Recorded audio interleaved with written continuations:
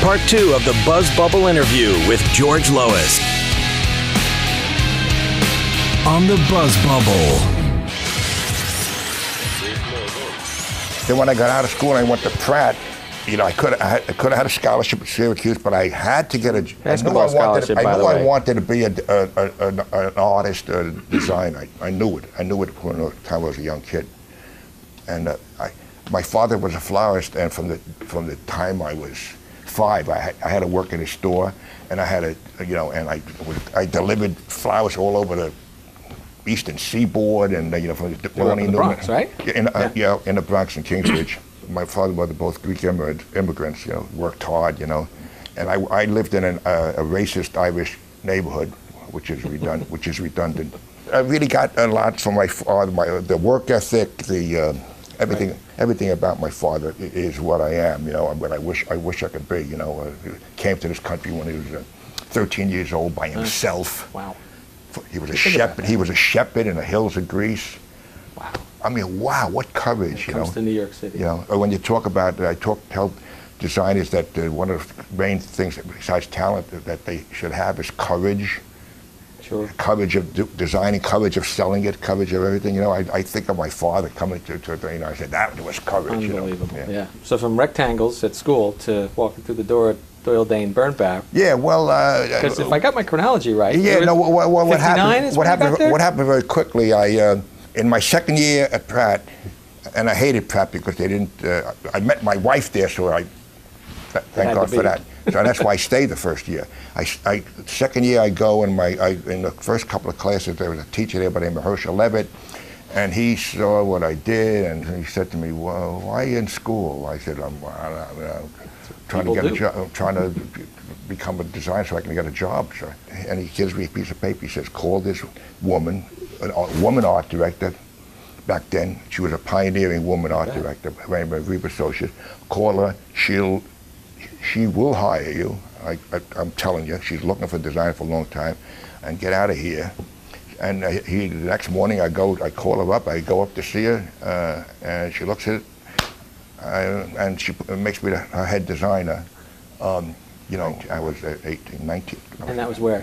19. And that was in New York. Reba Socius. She was the second woman who got into the Art Directors Hall of Fame. Wow. After C.P. Penal, a woman by the name of C.P. Penal. Anyway, I loved working for her.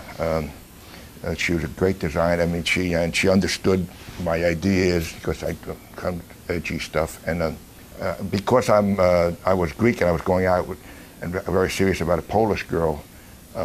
My Greek family didn't like that a lot. I mean, my 2 sisters and my mother were like, 3 sirens after me, So we eloped. I decided I had to elope. All right. Hurt my family's feelings for 10 minutes. Right. And then, Come on in. And then, of course, then she was the greatest woman in the world, greatest wife in the world, better than the Greek girl, they were saying. But because I had left school, college, I lost my deferment to the Army, and I got drafted 6 months after working for Reba Socius. Wound up going to Korea during the Korean War. So I was in combat in Korea. Wow. Came back alive, and when I came back, Reba Socius wanted me to be a partner, and I was kind of hesitant. She said, "George, what do you want? If you don't want to do that, what do you want?" I said, "I really want to work at CBS television." Because if you were young and you were a designer there, you wouldn't want to work at any ad agency. Well, you didn't know every ad agency in America was brutally bad. The great mentor of my life in my head was Paul Rand, who was the first modern art director, and would have liked to work for him, but I didn't have the balls to call him. My wife would say, "Why don't you call him?" He's God, But anyway, I would think of you not having balls. Yeah, well, I mean, I did, but I did, but he was God. Yeah. So what happened is so she said, "Okay, I'll send you to Lou Dorsman, who was the head of CBS Radio, great pioneering art director." I was a day back from out of the Army, back from Korea. I go see Lou Dorsman. He looks at my stuff and he says, "Kid, that's terrific. Lois, what kind? Is that Jewish?" I said, "I'm not." I said, "Mr. Dorsman, I'm no fucking Jew." I'm a fucking Greek, you know. And we became great pals after that. He was a very important guy, a very important pioneer in modern design. And anyway, so he said, I don't have a job though. I said, well, thanks a lot for anyway. He said, no, let me send you across the street to Bill Golden. You know, the CBSI had just been done. He'll grab you because I know he's been looking for a designer. He sends me across. I work for Bill Golden, the greatest atelier in the history of design. And I worked there a couple of years, and after a couple of years, and even though I was doing a lot of tons of advertising, but the advertising was always to sell, the TV shows, etc., and all kinds of designing. And I just had to break out and get out into the advertising world. I remember telling Bill Golden I was leaving. He was crushed, and he said, George, you don't go out there. It's a Philistine world. They're bums. They're hacks. They'll chew you up. Right. That's not for you. You got to stay with me, or you can stay here 20, 30 years.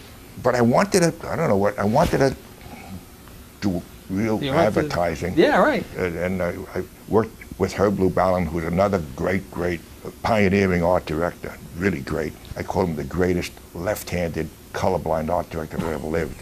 You know, when we inducted him into the Hall of Fame, I gave the talk and I said, and so I gave a lot, we talked about it. And then finally I would say, I just wanted to be here to state to the world that Herb Lubalin is the greatest left-handed colorblind art director. Oh no, the colorblind Jewish art director that ever lived, right? The place went nuts, back there. But anyway, I worked with him, and then I had been offered a job at Doyle Dane as the head of the promotion department when I was very young, but I wanted to do the advertising, and they said, so at that point I decided maybe I should go to Doyle Dane. I went to Doyle Dane and I worked for them, and everybody thinks I was at Doyle Dane for years. I was at Doyle Dane for 1 year, but it was one. Yeah, I thought it was years. 1 fucking year. And that was... I mean, I went to that place like a knife through butter, I mean, Bernbach loved me. Doyle Dane changed, Bill Bernbach changed the advertising world because Bill Bernbach was fortunate enough to get a job as as a copy chief at an agency with this guy, Paul Rand, was a designer. Right. And this was like in the early 50s. And Rand had an epiphany when he worked with Rand, and he said, oh my God, if you work with a really talented graphic guy, you could do better work. I said, duh. Right. But that was his epiphany, and he based starting Doyle Dane Bernbach on the premise of a copywriter team with an art director, and they worked together. Yeah, they get credited with the whole copy team. Yeah, they were responsible for the creation and production.